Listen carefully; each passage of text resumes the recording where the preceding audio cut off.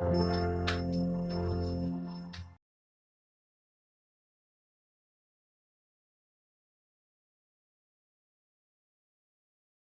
My creative and amazing learners, and I hope so आप सभी बहुत अच्छे होंगे। आई विश कि आपकी स्टडी भी बहुत अच्छी चल रही होंगी। सो आज मैं डिस्कस करने वाली हूँ आर्टिस्ट रविन्द्रनाथ टैगोर के बारे में।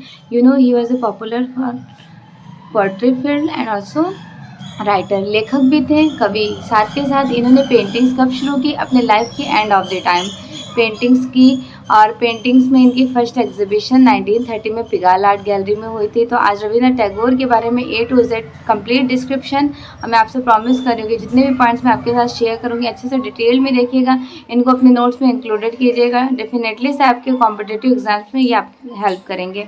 ओके एवरीवन, सो क्लासेस स्टार्ट करते हैं। मेक श्योर कि आपने प्रीवियस वीडियोस अच्छे से डिटेल में देख लिया होगा।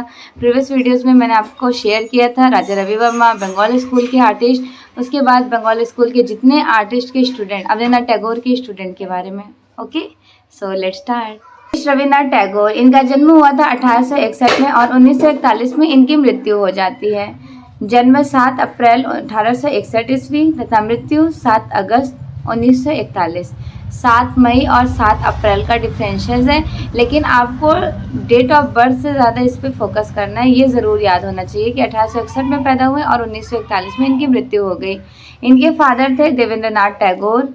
इनकी पत्रिका पत्र बोधिनी के संपादक ये कहे जाते हैं। पत्रिका कौन सी थी? बोधिनी पत्रिका। बोधिनी पत्रिका के कौन संपादक कहे जाते हैं? रविन्द्रनाथ टैगोर। आप मुझे कमेंट सेक्शन में बताइएगा कांट्रा पत्रिका के संपादक कौन है। मैं आपको हिंट दे देती हूँ, कांट्रा पत्रिका के संपादक वो हैं जिन्होंने ग्रुप 18-19 का इस्टेब्लिशमेंट करते हैं। और वृश्चिका पत्रिका के संपादक कौन है? वृश्चिका पत्रिका के संपादक वो कहे जाते हैं जिनको ग्रुप 18-19 का कवि, कलाकार, लेखक सभी में इंक्लूडेड किया गया है। कमेंट सेक्शन में ज़रूर बताइएगा। ये 2 आपका HW होमवर्क है। चलिए, फिर मैंने हिंट भी दे दी है, कनेक्ट करके बताइएगा। नेक्स्ट, अगर नहीं भी पता होगा फिर भी आप बताइएगा कि आपको नहीं आंसर पता है। मैं आपके कमेंट सेक्शन में कमेंट का रिप्लाई ज़रूर करूँगी। इनकी मदर का नेम है शारदा देवी। रविन्द्रनाथ टैगोर की मदर का नेम है शारदा देवी तथा इनके दादा का नेम था द्वारिका नाथ टैगोर। इनकी पत्नी थी मृणालिनी देवी। मृणालिनी देवी से आपको कुछ रिकॉग्नाइज हुआ, रिकॉल हुआ? मृणालिनी मुखर्जी। मृणालिनी मुखर्जी विनोद बिहारी मुखर्जी की बेटी हैं, जो मैक्रोमा टेक्निक के लिए बहुत ज़्यादा पॉपुलर है स्कल्पचर की फील्ड में। और इनकी मिसेज है मृणालिनी देवी। तो मृणालिनी मुखर्जी आर्टिस्ट से आप याद रखिए कि रविन्द्रनाथ टैगोर की जो मिसेज, इनकी वाइफ थी मिसेज, इनका नाम था मृणालिनी देवी। इन्होंने विवाह जो किए थे, कब किए थे? 1889 समथिंग। बंगाल प्रारंभिक शिक्षा इन्होंने बंगाल से ली और लंदन में इन्होंने अपने आगे के प्रोसेस, आगे की एजुकेशन लेते हैं। नेक्स्ट पॉइंट, उपनाम। आधुनिक भारत के प्रथम रचनात्मक चित्रकार कहा जाता है इनको। क्रिएटर आर्टिस्ट कह सकते हैं नॉर्मल लैंग्वेज में। और आधुनिक भारत के प्रथम आंतरिक कलाकार, ये वाला इम्पॉर्टेंट है, अंतर्राष्ट्रीय कलाकार कहा गया है इनको, इंटरनेशनल आर्टिस्ट। वो भी कब का? आधुनिक भारत के प्रथम। इनकी पेंटिंग एग्जीबिशन 1930 पेरिस में पिगाल आर्ट गैलरी में फर्स्ट एग्जीबिशन हुई थी। नेक्स्ट, रविन्द्रनाथ टैगोर की आत्मकथा जीवन स्मृति है और इसका चित्रण गगनेन्द्रनाथ टैगोर ने किया। जैसे कि आपको ये क्लियर हो गया कि इनके जीवन स्मृति बुक पर इनको गगनेन्द्रनाथ टैगोर ने पेंटिंग्स किए थे। और इनके सहज पत्र पुस्तक पर पेंटिंग्स बनाए थे नंदलाल बोस। और 32 चित्र चित्रांगदा पे किसने बनाए थे? चित्रांगदा पर 32 चित्र किसने बनाए थे? चित्रांगदा पर 32 पेंटिंग्स बनाए थे आर्टिस्ट अवनीनाथ टैगोर। ओके, तो अवनीनाथ टैगोर ने 32 पेंटिंग्स बनाए चित्रांगदा। और किसकी है चित्रांगदा? रविन्द्रनाथ टैगोर की। सहज पत्र पे पेंटिंग बनाए नंदलाल बोस। किसकी बुक है? रविन्द्रनाथ टैगोर की। और थर्ड वन इज जो स्क्रीन पे मेंशन्ड है, जीवन स्मृति। तो जीवन स्मृति पर पेंटिंग्स किसने बनाए थे? गगनेन्द्रनाथ टैगोर ने बनाए थे रविन्द्रनाथ टैगोर की पुस्तक पर। नेक्स्ट, जीवन के 70वें दशक में 67-68 के टाइम ड्यूरेशन में जब इनकी एज होती है, एंड ऑफ द टाइम 67-68 साल के होते हैं, तब ये पेंटिंग्स प्रोसेस करना शुरू करते हैं। इससे पहले अभी तक इन्होंने क्या किया था, लाइक पोर्ट्रेज बहुत सारे लिखे थे, और जैसे जनगण मनगढ़ हो गया, ये सारी चीज़ें, राष्ट्रगान। अब आप बताइएगा राष्ट्रगीत किसने लिखे हैं, ठीक है। तो इनकी उम्र कितनी थी, 67-68। देखिए क्वेश्चन पूछने का मैं डायरेक्टली से बता दूं आपको, बट मैं चाहती हूँ कि आपको नहीं पता हो तो कमेंट सेक्शन में पूछ लीजिए, और पता है तो आप रिप्लाई दे दीजिए। उससे क्या होगा, आपके पॉइंट्स बहुत सारे क्लियर हो जाएंगे क्लास के ड्यूरेशन में। औपचारिक रूप से इन्होंने चित्रकला की शिक्षा नहीं ली थी। औपचारिक इन द सेंस कोई एकेडमिक क्वालिफिकेशन नहीं रहा था। फॉर एग्जाम्पल आज जैसे होता है BFA MFA कर लो, तो एक नाम सर नेम लग जाता है कि इन्होंने BFA MFA पेंटिंग की डिग्री ली, स्कल्पचर की डिग्री ली, प्रिंट मेकिंग की डिग्री ली, बट इन्होंने कोई औपचारिक शिक्षा नहीं की है।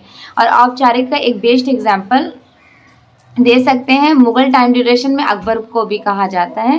तो इन्होंने औपचारिक शिक्षा नहीं ली थी। अवनींद्रनाथ टैगोर से ही वॉश पेंटिंग बहुत ज़्यादा उन्हीं से सीख लिए थे।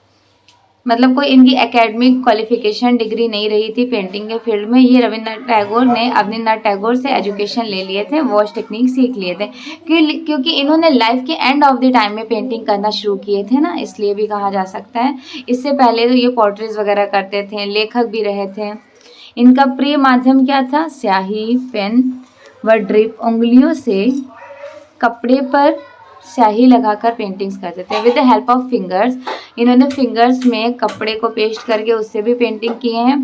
तो ये इनकी एक बेस्ट एग्जांपल और कैरेक्टरिस्टिक कही जाएंगी। और इन्होंने कौन से कलर्स यूज़ किए, नेचुरल कलर्स, वो कलर्स जो पेड़ पौधे से निकलता है। फॉर एग्जाम्पल रेड कलर के लिए गुड़हल का फूल बहुत अच्छा एग्जाम्पल है, येलो कलर के लिए गेंदे का फूल हो गया। तो ये चीज़ें बताई जा रही है कि इन्होंने नेचर के लीफ से, पत्तियों से ग्रीन कलर का क्रिएशन किया है।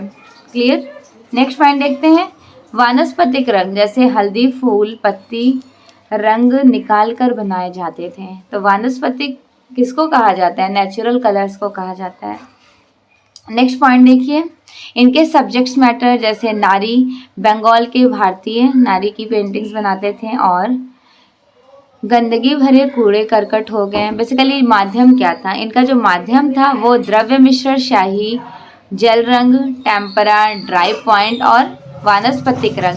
अब ये ड्राई पॉइंट क्या होता है, तो dry point is a part of intaglio. बाकी सारे प्रोसेस तो आपको पता है ना, इंक जो होता है पेंटिंग का प्रोसेस है, वाटर कलर भी पेंटिंग का प्रोसेस है, टेम्परा सबसे प्राचीन है, वानस्पतिक रंग नेचुरल कलर को क्रिएट करके फूलों से जो कलर्स को निकालते हैं। फ्लावर्स ले लीजिए, उसको अच्छे से मैश कीजिए, फिर उसको गाड़ने के बाद किसी कपड़े में देखिए ड्रॉप से कलर्स निकल जाएगा, जिस कलर्स के फ्लावर होंगे।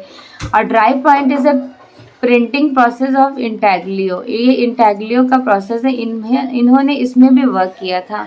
तो ये बात कही जा रही है, ये इनके माध्यम थे। नेक्स्ट, रविन्द्रनाथ टैगोर का जो प्रभाव था सर्वाधिक अति यथार्थवादी। तो इनको भारत में सर्वप्रथम अति यथार्थवादी कलाकार कहा गया। नो डाउट डेवलपमेंट हो गया था टाइम टू टाइम, लेकिन इनको अति यथार्थवाद में रखा गया। वैसे सर्वाधिक अति यथार्थवादी कलाकार कहे जाते हैं विकोस भट्टाचार्य। अति यथार्थवादी कलाकार जिसको इंग्लिश में कहा जाता है सैरेलिज्म आर्ट मूवमेंट।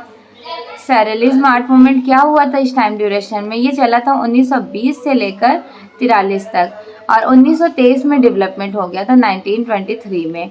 इस टाइम ड्यूरेशन में 1923-24 समथिंग कहा जाएगा, 1924 ही मान के चलिए, डेवलपमेंट प्रॉपरली हो गया था। अनकॉन्शियस एंड सबकॉन्शियस माइंड जो थ्योरी दिए थे सिगमंड फ्रायड के मनोविश्लेषण से ये आर्ट मूवमेंट इवेल्युएट होता है।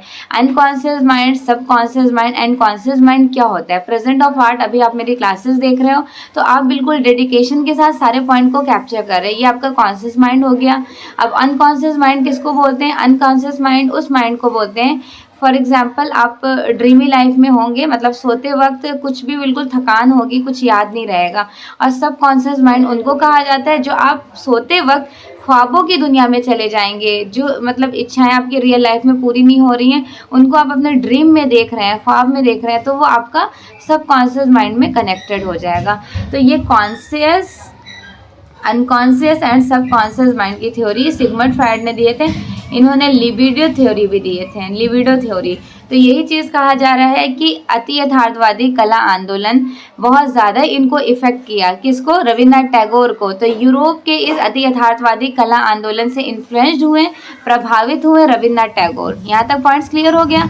मेक श्योर कि आपको अच्छे से अति यथार्थवाद समझ आ गया होगा। अति यथार्थवादी कला आंदोलन में एक बेस्ट एग्जाम्पल दे रही हूँ कलाकार सैल्वाडोर डाली का। उन्होंने द परसिस्टेंस ऑफ मेमोरी बनाया, the burning giraffe, the melting watch. इनकी पेंटिंग्स में कुछ ऐसा क्रिएट होता है, जब आप पेंटिंग इनकी रियल में देखेंगे, देखिएगा गूगल पे सर्च करके, तो इनकी पेंटिंग में ड्रीमी लाइफ को, फैंटेसी को कैप्चर किया है, जो एक्चुअल में इस दुनिया का नहीं, अलौकिक दुनिया मतलब दूसरे दुनिया की लाइफ को फोकस किया गया। दूसरे दुनिया in the sense dreamy life. Next point, ये किससे किससे इन्फ्लुएंस थे? पॉल क्ली, ठीक है। अब पॉल क्ली किस आर्ट मूवमेंट से बिलोंग करते हैं? ये अति यथार्थवादी कला आंदोलन के नहीं है। पॉल क्ली जो है ये ब्लू राइडर ग्रुप के हैं। ब्लू राइडर ग्रुप जो चला था यूरोप में 1912 से 14 तक, जिसके जन्मदाता कहे जाते हैं वेस्ली कंडेंस्की। वेस्ली कंडेंस्की को फादर ऑफ एस्थेटिक कहा जाता, फादर ऑफ एब्स्ट्रैक्ट आर्टिस्ट कहा जाता है। वैसे फादर ऑफ एस्थेटिक तो बाउमगार्टन कहे जाएंगे। ओके, चलिए मैंने बोल दिया तो वो भी एक्सप्लेन कर दी। बाउमगार्टन जो है वो फादर ऑफ एस्थेटिक है। और वेस्ली कंडेंस्की कौन है? तो इनको फादर ऑफ एब्स्ट्रैक्ट आर्ट कहा जाता है, अमूर्त कला के जन्मदाता। इन्होंने एक ग्रुप का क्रिएशन किया था, अभिव्यंजनावाद, जिसको एक्सप्रेशनिज्म आर्ट मूवमेंट बोलते हैं, उसका एक पार्ट है ब्लू राइडर ग्रुप। अभिव्यंजनावाद को दो भागों में बांटा गया था, Die Brücke and Blue Rider group. तो ब्लू राइडर ग्रुप का ही पार्ट है। तो वेस्ली कंडेंस्की ने इसकी डेवलपमेंट थ्योरी प्रॉपर दिए थे। और उसके बाद पॉल क्ली इस आर्ट मूवमेंट से बिलोंग करते हैं। पॉल क्ली से रिलेटेड एक कनेक्ट कर रही हूँ, पिछले एग्जाम में आपसे क्वेश्चन भी पुटअप किया गया था कि पॉल क्ली बेसिकली क्यों पॉपुलर है। तो इन्होंने क्या किया था, इनको वॉल्टर ग्रोपियर 1919 से लेकर 33 तक में एक ग्रुप का क्रिएशन हुआ था, बाहाउस। बाहाउस का मतलब होता है बनाओ घर। एक ही घर में चित्रकला, मूर्तिकला, स्थापत्य कला, ग्राफिक का एजुकेशन देना, अप्लाइड आर्ट्स वगैरह का। वॉल्टर ग्रोपियर इसके जन्मदाता कहे जाते हैं। और मोहिले नेगी ने पहली बार फर्स्ट कैटलॉग डिज़ाइन किए। तो वही बात कही जा रही है कि पॉल क्ली को first time as a teacher यहाँ पर इनरोल्ड किया गया था। किसने इनवाइट किया था? वॉल्टर ग्रोपियर ने। तो यहाँ पे आपका क्लियर हो गया कि पॉल क्ली ब्लू राइडर ग्रुप से बिलोंग करते हैं। नेक्स्ट देखते हैं क्या है। नेक्स्ट है, लेकिन अति यथार्थवाद में भी पॉल क्ली ने काम इस तरह से इन्होंने भी काम किए, इसलिए मैंने अति यथार्थवाद कैप्चर कर लिया। नेक्स्ट, एडवर्ड मुंक, ये तो प्रॉपरली अभिव्यंजनावाद से कहे जाएंगे। एडवर्ड मुंक ही तो जन्मदाता हैं। 1904 से लेकर 14 तक चला था, 1914 तक।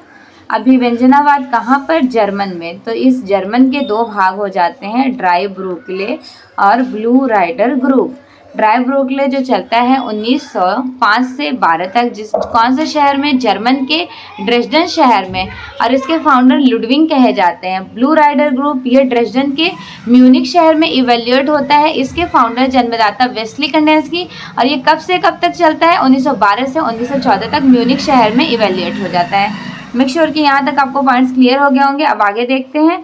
तो जो एडवर्ड मुंक है वो अभिव्यंजनावाद के पिता कहे जाते हैं। इसी अभिव्यंजनावाद का दो भाग हुआ था। ओके, एमिल नोर्ले, पॉल सैल्वाडोर डाली। देखिए एमिल नोर्ले जो है ये ड्राई ब्रुकले के हैं। सैल्वाडोर डाली सरलिस्ट आर्टिस्ट है। पैब्लो पिकासो क्यूबिज्म आर्टिस्ट है। क्यूबिज्म आर्ट मूवमेंट 1907 से लेकर 1925 तक चला था, इवेल्यूएट हुआ था। कहाँ पर? पेरिस में। अब आप ये सोच रहे होंगे कि मैम इतना वेस्टर्न आर्ट क्यों एक्सप्लेन करें? इसलिए क्योंकि एक दूसरे से कनेक्ट होना बहुत ज़रूरी है। अगर मैं जस्ट आपको बता देती पॉल क्ली, वेस्ली कंडेंस्की और पिकासो, तो फिर इसका सेंस नहीं होता। आपको पता होना चाहिए कि इस आर्ट मूवमेंट में कैसा वर्क हुआ है। तो क्यूबिज्म आर्ट मूवमेंट में बेसिकली घन और शंकु को कैप्चर किया गया था। क्यूबिज्म आर्ट मूवमेंट के फाउंडर पिता पैब्लो पिकासो कहे जाते हैं। अदर आर्टिस्ट यहाँ पे थे जॉर्ज ब्राक, फर्नांडीज एंड हॉर्नग्रिस्ट। एक्चुअली ये सारे पॉइंट्स आपको क्लियर हो गए होंगे। अब आगे देखिए, डब्ल्यू.जी. आर्चर ने रविन्द्रनाथ टैगोर की कृतियों को मुख्यतः 3 भागों में बांटते हैं, पूर्ण रूप से आधुनिक मॉडर्न, अपूर्ण रूप से भारतीय इंडियन और मौलिक। ओके, रविन्द्रनाथ टैगोर के चित्रों की एक बेस्ट कैरेक्टरिस्टिक जैसे आकृति पूर्ण निश्चित नहीं होती थी। चित्र में अपूर्णता, रंग ब्राइट कलर्स यूज़ करते थे, चमकीले कलर्स, और टेक्सचर का इन्होंने बखूबी यूज़ किया है। वैसे तो टेक्सचर 2 टाइप्स के होते हैं, नेचुरल और मैनमेड। मतलब प्राकृतिक और सजित, लेकिन कुछ विद्वानों ने 3 प्रकार के रखे हैं, प्राकृतिक, सजित और अनुकृत। ओके, नेक्स्ट पॉइंट, इन्होंने टेक्सचर में कैसे यूज़ किए हैं। धरातल में टेक्सचर का विशेष महत्वपूर्ण रहा था स्थान, और चमकीले पृष्ठभूमि पर अंधेरे का यूज़ करते हैं। प्रमुख संस्थान क्या रहा था इनका, प्रमुख संस्थान 1860 ईस्वी में देवेंद्रनाथ टैगोर ने पश्चिम बंगाल के वीरभूमि में शांतिवास की स्थापना की थी, और 1901 ईस्वी में बच्चों को अपने अनौपचारिक ढंग से कला की शिक्षा के लिए बुलाते हैं। 1907 ईस्वी में इन्होंने सहयोग दिया, और 1915 ईस्वी में विचित्रा क्लब का इस्टेब्लिशमेंट करते हैं, और 15 से 17 तक। 1919 ईस्वी में कला भवन की स्थापना इन्होंने की। विश्व भारतीय कला विद्यालय विश्व भारती यूनिवर्सिटी में जब तब्दील हो गया शांति निकेतन, कब, 1921 में। नेक्स्ट, यूरोपीय बाहाउस कला संस्था के पाठ्यक्रम के आधार पर यहाँ पर भी शिक्षा दी गई। अब बाहाउस क्या होता है, बाहाउस मीन्स होता है बनाओ घर, एक ही बिल्डिंग से एक ही कमरे में एजुकेशन दिया गया, चित्रकला, मूर्तिकला, स्थापत्य कला। और जो शुरुआत हुई थी यूरोप में, कब से कब तक चली थी, 1919 से लेकर 1933 तक, 1919 से 1933 तक ये इवेल्युएट हुआ था विमरनगर जर्मन में, जिसके फाउंडर पिता कहे जाते हैं, कौन फाउंडर कहे जाते हैं, वॉल्टर ग्रोपियर। और एज ए टीचर यहाँ पे इनवाइट किए थे पाउल क्ली और वेस्ली कर्नेंस्की को भी। तो बाहाउस के जैसा एजुकेशन इंडिया में भी दिया जाने लगा। कैसा एजुकेशन यहाँ दिया जाता था, एक ही घर में चित्रकला, मूर्तिकला, स्थापत्य कला का, तो इन्होंने भी इस रूल्स को फॉलो किया। 1924 में विदेशी यात्रा करते हैं चीन, जापान और अर्जीनियर्स। यहाँ विजिट करने के बाद जस्ट 2 ईयर आफ्टर, 2 साल के बाद इन्होंने फर्स्ट वर्ल्ड वॉर पर लेख लिखा था, प्रथम युद्ध पर लेख लिखे थे। उसके बाद 1905 में इन्होंने, रविन्द्रनाथ टैगोर ने बंगला भाषा अनार सोलर नामक राष्ट्रीय गीत भी लिखे हैं। 1912 से 13 तक साहित्य के लिए इनको नोबेल पुरस्कार पुरस्कृत किया गया, वो भी इनकी किस उस पर, ग्रंथ पर, गीतांजलि पर। नाइटहुड ब्रिटेन से इनको ये अवार्ड मिलता है 1915 में। फिर उसके 3 साल के बाद 1919 में, 1915 में मिलता है, फिर 3-4 साल के बाद 1919 में जब जलियांवाला बाग हत्याकांड होता है तो वो इस नाइटहुड को त्याग देते हैं, रिजाइन दे देते हैं कि हमें नहीं चाहिए। तो ये कहा जाएगा कि इंडिया में सर्वप्रथम नाइटहुड का अवार्ड 1915 में इन्हें मिला था। और यूरोप में किसे मिला था, तो यूरोप में मिला था पीटर पॉल रबेंस को। नेक्स्ट, टैगोर के चित्रकला के जो मेन सब्जेक्ट्स मैटर हुआ करते थे, विषय पर पूछने पर उन्होंने एक जगह लिखा था कि मेरे जीवन का प्रभात गीतों भरा था और मेरा शाम रंग भरा जाए, इस तरह का उन्होंने कहा कि ऐसा होना चाहिए। इनकी पुस्तकें देखिए, गीतांजलि पर जो उनको 1913 में नोबेल पुरस्कार मिला। चित्रांगदा के 32 चित्र रविन्द्रनाथ टैगोर बनाए। महुआ, गोरा, कुली, रूबर और जीवन स्मृति गगनेन्द्रनाथ टैगोर ने इस पे पेंटिंग बनाए थे। और एक इनका था सहज पत्र पे पेंटिंग्स बनाए थे नंदलाल बोस। इनकी कुछ इंपॉर्टेंट बुक्स हैं जैसे creative unity, a religious of an artist. Kabuliwala film कथन स्टेटमेंट था अपने चित्रकला में इन्होंने कहा, मेरे लिए कला जीवन संध्या की प्रेयसी। नेक्स्ट, रविन्द्रनाथ टैगोर के चित्रों की जो फर्स्ट एग्जीबिशन हुई थी वो कहाँ हुई थी, 1930 ईस्वी में पिगाल आर्ट गैलरी पेरिस में। 1946 में इनको यूनेस्को में इनकी 4 पेंटिंग एग्जिबिट होती हैं। कब, 1946 में।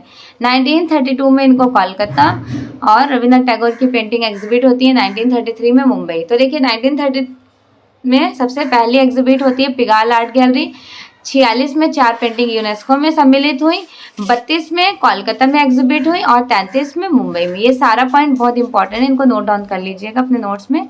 रविन्द्रनाथ टैगोर के चित्रों के लिए सबसे पहले इनको आधुनिक शब्द का प्रयोग, किसने ये वर्ड यूज किया था, तो पर्सी ब्राउन ने। कब, 1872 में।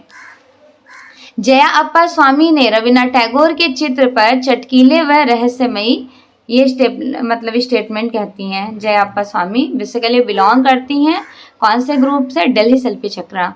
1930 ईस्वी में रविन्द्रनाथ टैगोर के चित्रों की एग्जीबिशन किओस्क आर्ट गैलरी में लगी, जिसमें अमृता शेरगिल ने देखा और कहा। अमृता शेरगिल ने ये स्टेटमेंट दिया था रविन्द्रनाथ टैगोर को, रविन्द्रनाथ टैगोर के कविताओं के मुकाबले मुझे उनका रेखांकन बेहतर लगता है। ये स्टेटमेंट किसका है? रविन्द्रनाथ टैगोर का, अरे सॉरी अमृता शेरगिल का है। और किससे कही थी? रविन्द्रनाथ टैगोर को। अभी रिसेंटली सबसे कॉस्टली पेंटिंग इनकी प्रेजेंटली सेल्ड हुई है 2 दिन पहले 61.8 करोड़ रुपीज़ में। कौन सी पेंटिंग थी? The story teller. The story teller, इनसे रिलेटेड मैंने शॉर्ट्स शेयर किए हैं, देख लीजिएगा, कंसेप्ट क्लियर हो जाएगा।